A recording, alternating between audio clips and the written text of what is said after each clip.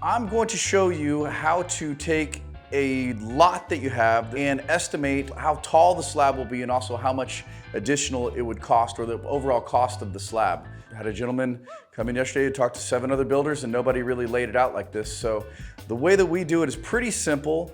It makes a lot of sense. At least gives you a baseline to start designing the house and sizing it appropriately, where to put it, and having that cost factored in so that way you know what your slab is going to cost. Being able to plug this in just from an estimate point of view is really valuable. So this is how we do it. All right, so like I mentioned, we have our topo, we have an example floor plan. This is the lot. It is 1.4 acres, 125 wide by 488 deep. Looks like it has some fantastic trees. Knowing the setback of at least the minimum setback is pretty important. So what we're gonna do is kind of model the house next door.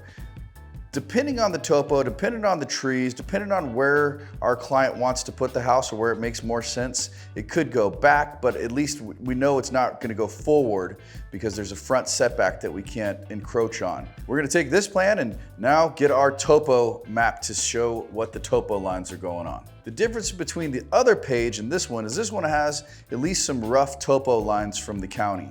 And it looks like it goes from 1095 all the way back here to 1050, so a 45-foot drop from here to here. This house over here is a little bit farther back. That's the way that one worked out. They have a beautiful big circle driveway. This house has a nice circle driveway too, but it's a little closer up to the front. If we put the house closer to the front like this, where these lines are, there's not as much slope going from here to here and here to here comparative to here. The closer these lines are, the steeper it goes.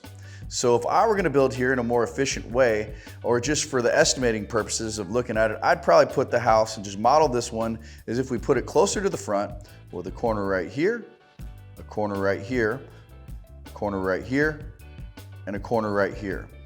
That's probably pretty close. Whenever we get the actual survey and design the actual plan, it's of course gonna get to be actual, whereas this is just an estimate.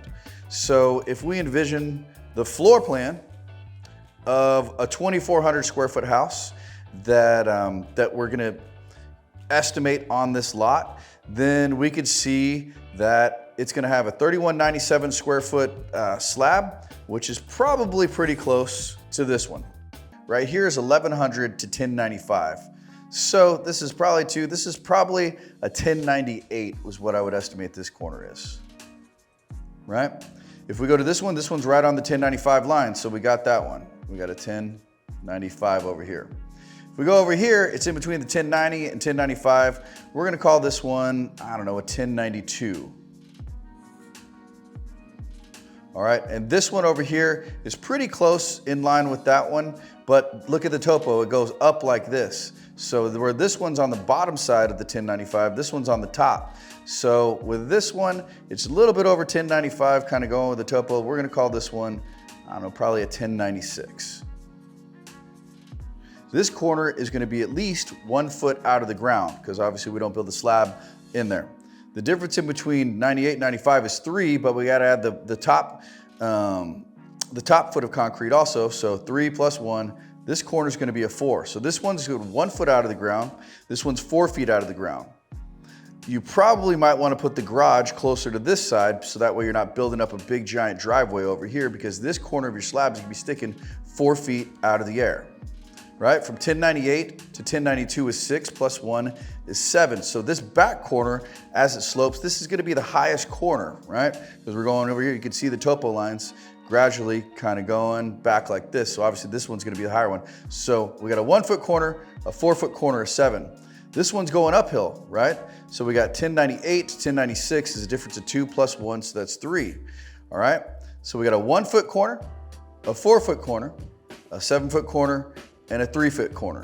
So now we know approximately, just for estimating purposes, more or less how tall and how much volume of concrete is going in the slab, combined with how much slab that we're gonna build.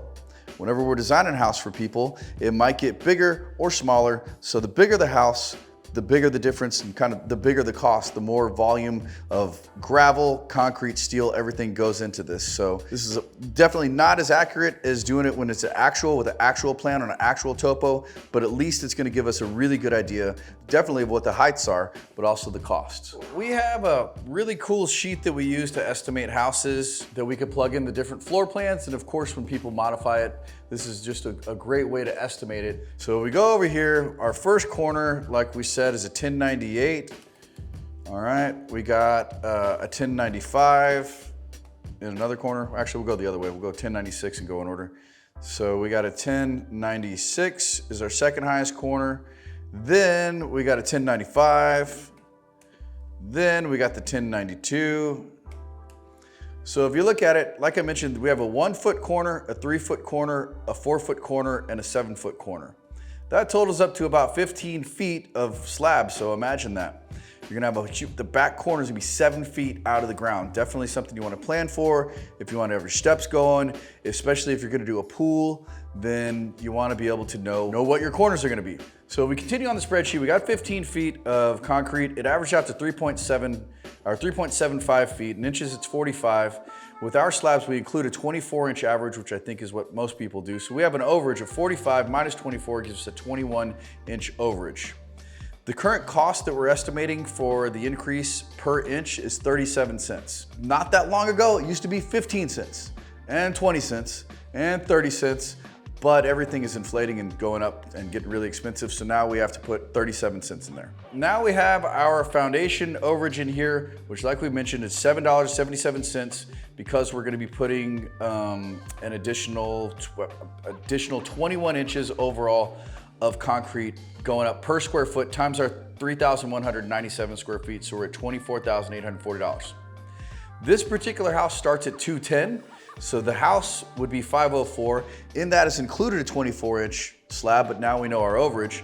So we drop down to our overage, our 504 at 210 a foot comes into a $24,840 overage for the slab going up that tall. I put in some extra money in here just because I think that they're probably gonna have a nice driveway. This might not cover it. Both the houses on either side have this beautiful circular driveway, so customer may wanna match that. I think it'd be really cool.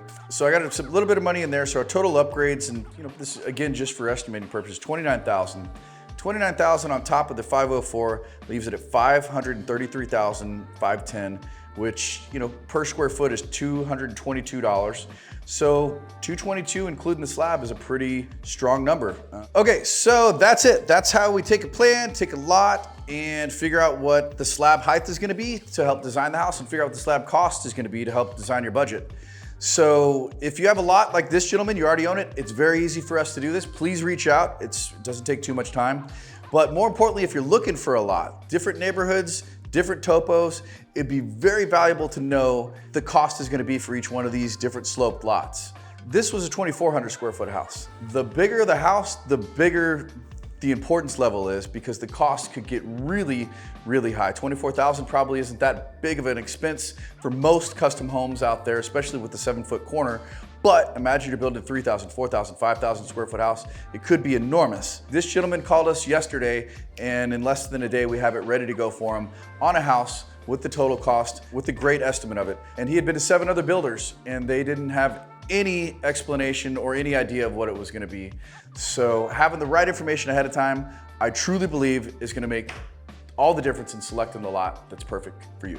Whether you have a lot or looking for a lot, my contact number's in the bottom. Give me a call and I'll be glad to take a look at it. Thank you.